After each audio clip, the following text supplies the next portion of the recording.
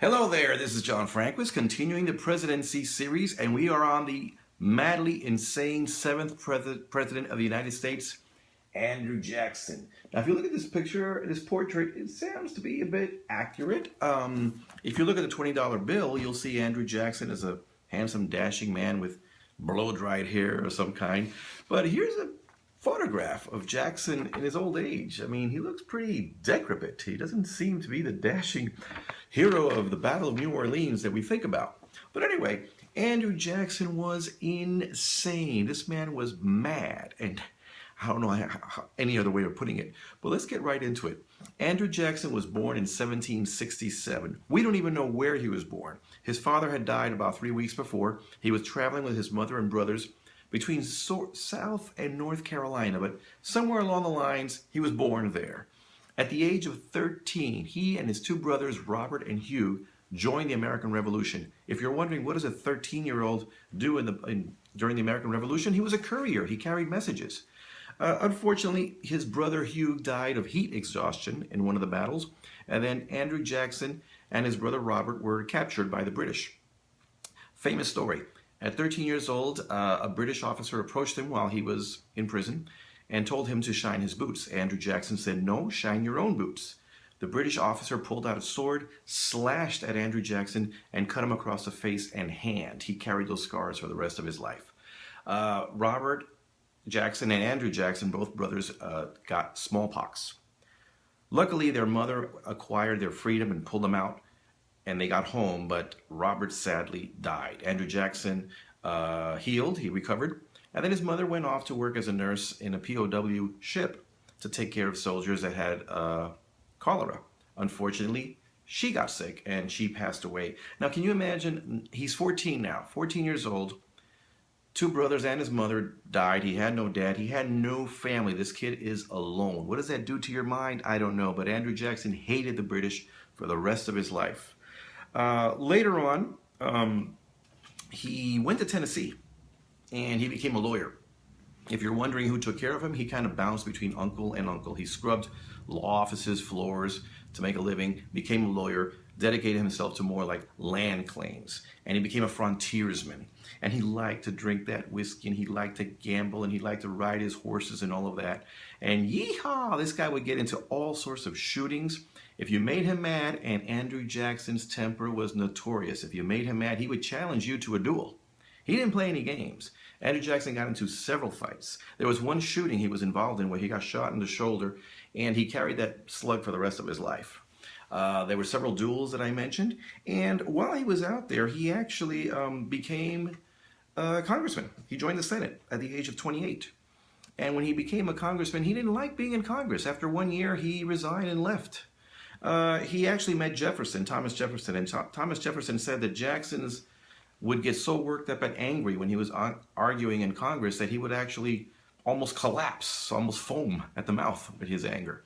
Jackson started buying land, and he started working the land at first with 9 slaves, then there were 44 slaves, and at one point he had 150 slaves. They said he was a humane slaveholder. I don't believe that. There was one slave that ran away, and Jackson put out a reward to bring him back, and if you brought him back, you got a reward, but if you brought him back with 100 lashes of whipping, he'd give you more money. And if you gave him 200 lashes, he'll give you more money, all the way up to 300 lashes. This is to teach his slaves a lesson: do not take off. He believed in whippings for slaves to bring up productivity.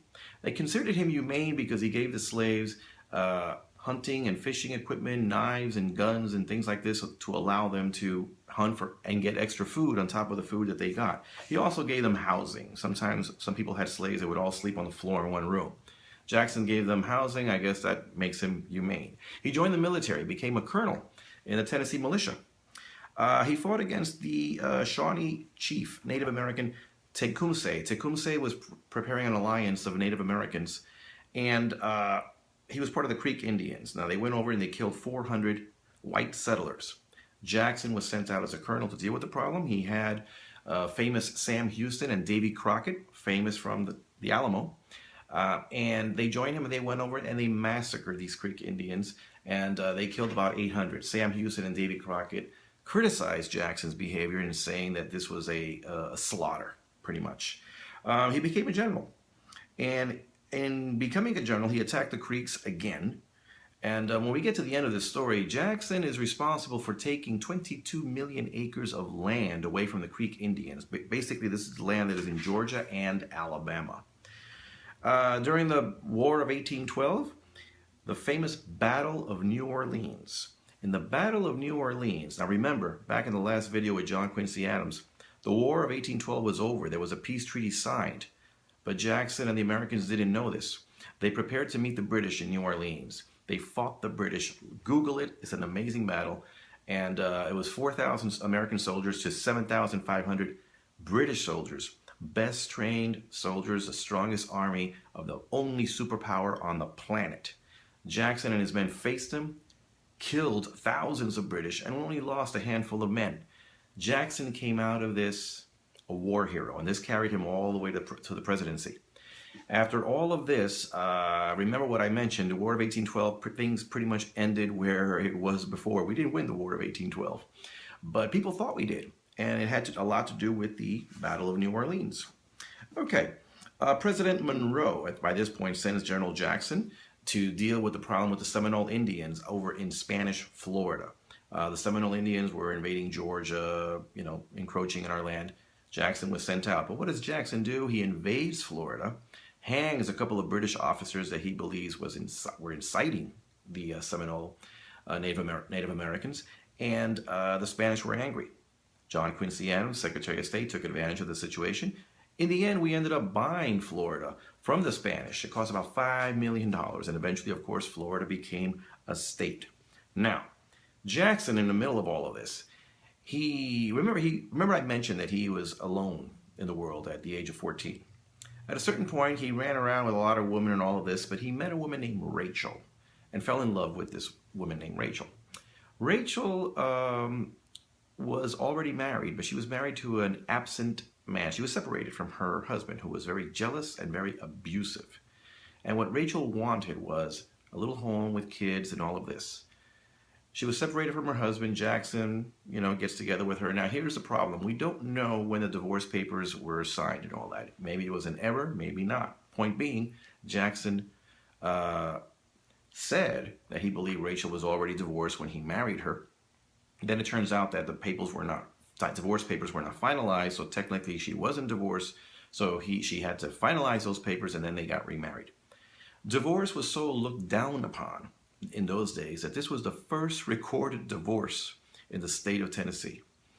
And the fact that it happened the way it happened damaged the reputation of Andrew Jackson and Rachel. If you said anything against Rachel, Jackson would challenge you to a duel. Jackson would kill you, and he did to a few people. So, Jackson's temper was such that if you're arguing with him and you're saying you're an idiot, he says, no, you're dumb, and you throw out something, well, what about your wife, Rachel? He would challenge you to a duel. And one famous duel, he went out and fought a duel against one gentleman who said something about Jackson's wife, Rachel. Jackson was so angry, he said, we're fighting a duel. They went out. The other man was a better shot.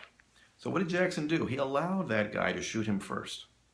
The guy pulled out a gun and shot Jackson, hit him right in the chest. The bullet perforated his lung, pushed him back a little bit.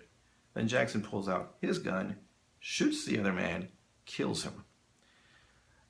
People didn't even know Jackson had been shot until they found the bullet. Now, the bullet had perforated his lung. The bullet stayed lodged in his chest for the rest of his life. He would have problems such as migraine headaches. He would hack up and cough blood often. It affected him. But he said that if he had been shot in the head, he still would have killed the man. Okay, we talked about Jackson and the election. When he ran for president the first time, he actually won the electoral and the popular vote.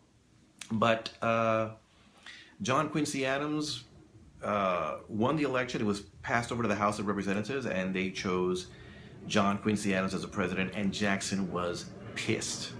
Now, I can't get into all the funny stories that came about with Jackson, with his duels and his fightings. He would get into shootings and all of this, and he would foam at the mouth. He was so angry. The only person who could control Jackson when he was angry was his wife, Rachel, which makes it doubly sad that this man who so loved his wife, that in 1828, when he runs for president again, it was a very bitter election with attacks on both sides. people calling each other names. And what happened?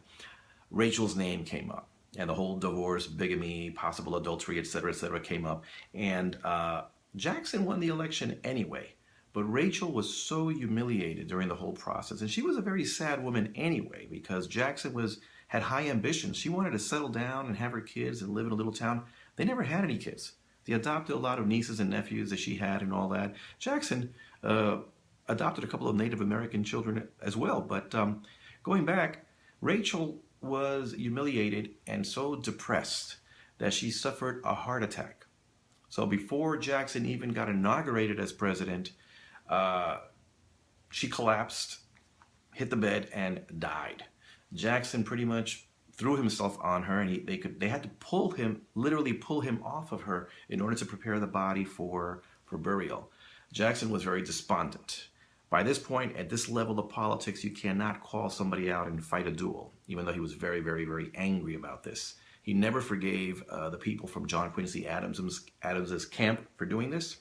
He believed that Henry Clay, the Secretary of State at the time, was responsible for these attacks. Couldn't do anything about it, but basically he won the election. When the inaugural party came about, Jackson opened the doors of the White House. Common people came in to party. They stepped all over the carpet. They broke glasses. They broke windows. They broke china. They muddied the floor. And people were wondering, what are we going to do now? We got this mad, wild man in the White House. Well, we're going to be talking about Andrew Jackson and the presidency in the next episode. These were just the beginnings. So here we have an Andrew Jackson, angry, very wild, and he has an intention of putting his own stamp on how things should get done. That's for the next episode. But in the meantime, this is John Franquez. Comment below, subscribe. Thank you.